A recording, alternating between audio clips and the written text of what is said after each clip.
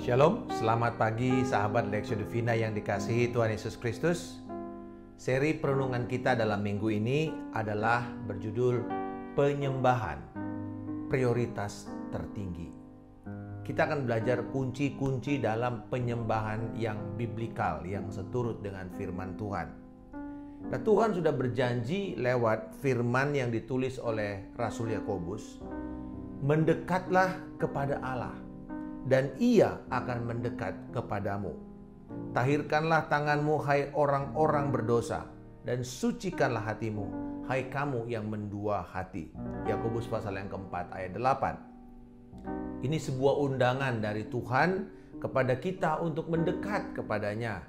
Dan kita tahu bahwa Yesus Kristus telah membuka akses kepada setiap orang percaya untuk bisa mendekat kepada Allah Bapa dalam menggenapi janji firman ini. Sayangnya justru fokus kepada Allah melalui penyembahan, ibadah atau devosi pribadi kita yang ternyata pada waktu terjadi goncangan, ujian-ujian kehidupan, keadaan sulit, justru itu yang pertama ditinggalkan oleh kebanyakan orang. Prioritas tertinggi kita justru penyembahan itu yang pertama saya menemukan terabaikan. Bahkan juga keadaan sebuah gereja yang melempem, yang mati, untuk menghidupkannya banyak orang berusaha dengan ganti program ini, ganti program itu. Padahal sebenarnya kuncinya cuma satu. Ketika penyembahan mulai direvitalisasi, mulai dikobarkan kembali, maka sebenarnya akan terjadi kehidupan di dalam tempat itu. Bagaimana seharusnya kita sebagai orang percaya memandang penyembahan yang benar, yang sesuai dengan kehendak Roh Allah? Pertama, kita akan belajar tentang penyembah yang benar, orangnya dulu. Tentu perkataan Yesus ini sudah sangat akrab di telinga banyak orang percaya. Tetapi saatnya akan datang dan sudah tiba sekarang bahwa penyembah-penyembah benar akan menyembah Bapa dalam roh dan kebenaran, sebab Bapa menghendaki penyembah-penyembah demikian. Allah itu roh, dan barang siapa menyembah Dia harus menyembahnya dalam roh dan kebenaran. Yohanes 4 ayat 23 sampai dengan 24. Nah, penyembahan selalu mengalir dari dalam batin kita. Bukan masalah tempatnya, waktunya, di mana yang paling benar, kapan paling benar, busana yang paling tepat di dalam penyembahan atau tata ibadah yang paling tepat. Bahkan bukan masalah musik atau instrumen yang paling tepat yang sesuai dengan keinginan Allah dalam penyembahan yang menentukan. Penyembahan bukanlah pertama-tama sesuatu yang bersifat kegiatan eksternal, di mana kita akan berusaha sebaik mungkin menciptakan atmosfer, ambience yang mendukung supaya penyembahan itu terjadi, sehingga nanti akan orang mengatakan, oh, saya bisa merasakan hadirat Tuhan. I can feel the presence. I can feel. Perhatikan baik-baik. Merasa. Dan kita akan melihat ketika Yesus berbicara kepada perempuan Samaria ini, Dia memberikan kepada kita persyaratan pertama dan terutama dalam penyembahan yang biblikal yang dicari oleh Yesus, yaitu penyembahan dimulai dari penyembah yang telah dilahirbarukan di dalam Roh Kudus dan melalui kebenaran firman Tuhan. Karena pasal ini, kalau kita mundur sedikit di pasal 3, ini berbicara tentang percakapan Yesus kepada Nikodemus, dan ini sedang berbicara tentang kelahiran baru. Dan pasal 3 dan pasal 4 Yohanes itu sebenarnya merupakan sebuah rangkaian tentang kelahiran kembali dan bagaimana seperti sebuah kontras antara orang yang sangat religius dengan orang yang sama sekali tertolak dari keagamaan. Tetapi pada dasarnya dimulai dengan, kalau kamu mau datang kepada Allah, datanglah dengan dilahirkan kembali. Seorang penyembah sejati adalah orang yang menerima karunia keselamatan dalam Kristus Yesus. Nah, penyembahan sejati merupakan tanggapan kita terhadap kebenaran firman Tuhan.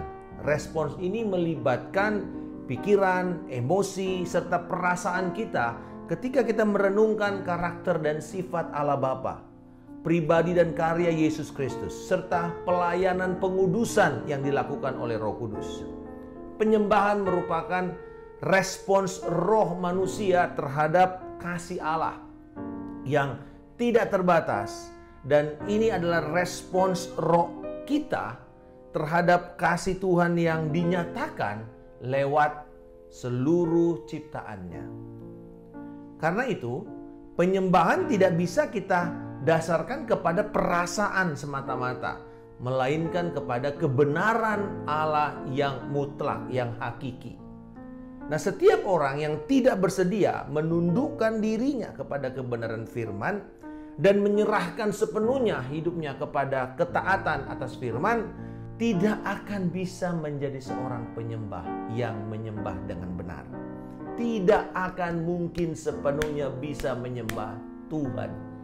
Apalagi kalau dia belum lahir baru, maka sebenarnya dia sedang memiliki Allah atau ilah-ilah lain yang menjadi terutama dalam hidupnya dan bukan Allah. Sehingga mana mungkin orang yang sedang mendua hati bisa menyembah Allah dengan benar. 1 Korintus pasal yang ke-12 ayat 3, Rasul Paulus mengatakan ini. Karena itu, aku mau meyakinkan kamu bahwa tidak ada seorang pun yang berkata-kata oleh Roh Allah dapat berkata, terkutuklah Yesus. Dan tidak ada seorang pun yang dapat mengaku Yesus adalah Tuhan selain oleh Roh Kudus. Semakin jelaslah di sini bahwa dasar penyembahan yang benar adalah keselamatan, karunia keselamatan dan hidup yang kekal. Seorang penyembah sejati di mata Allah adalah seorang yang telah diselamatkan. Nah, mereka yang telah menerima karunia keselamatan lalu menyadari bahwa Roh Kudus yang telah berdiam di dalam dirinya itu membuat dia mulai terdorong untuk menyembah Allah, untuk mengagungkan, terdorong untuk memuliakan Tuhan setiap saat dalam setiap keadaan.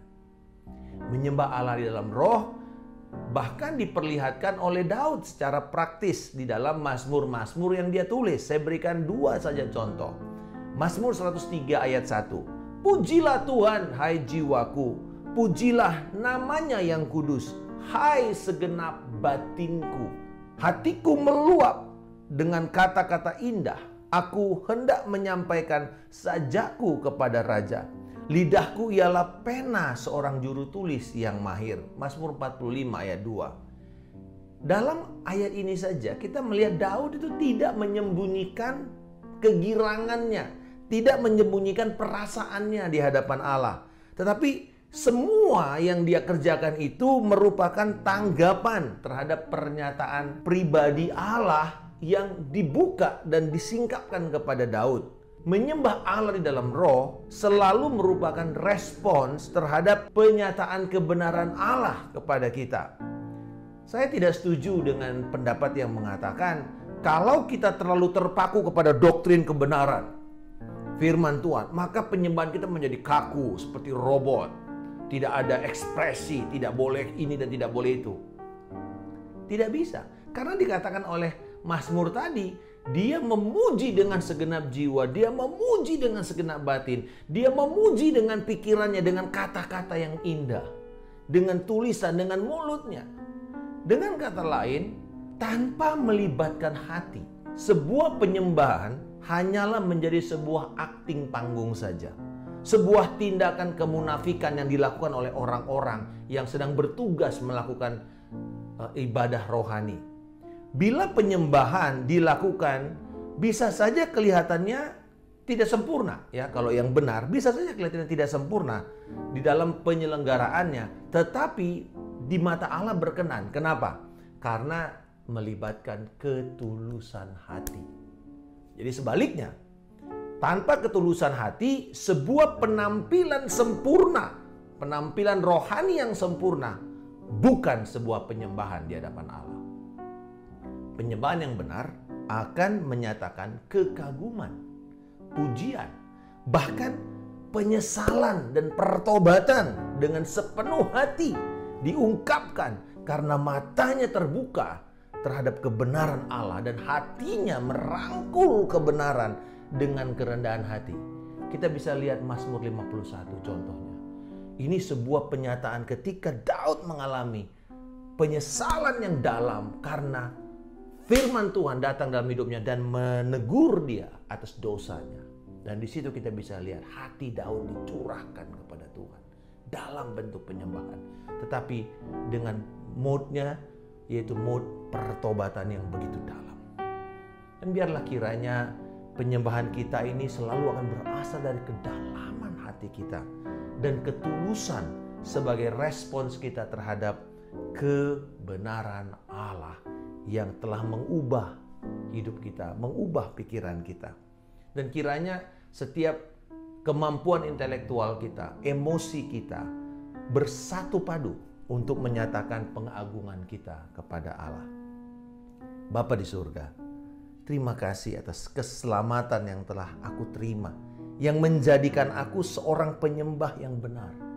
Tolonglah aku Tuhan untuk berani dan tulus mengungkapkan kebenaran yang telah dinyatakan kepadaku dalam pujian, penyembahan serta pengagungan kepadamu. Di dalam nama Tuhan Yesus Kristus, aku telah berdoa dan mengucap syukur. Haleluya. Amin. Salam kemenangan. Saya Pendeta Markus Simanjuntak.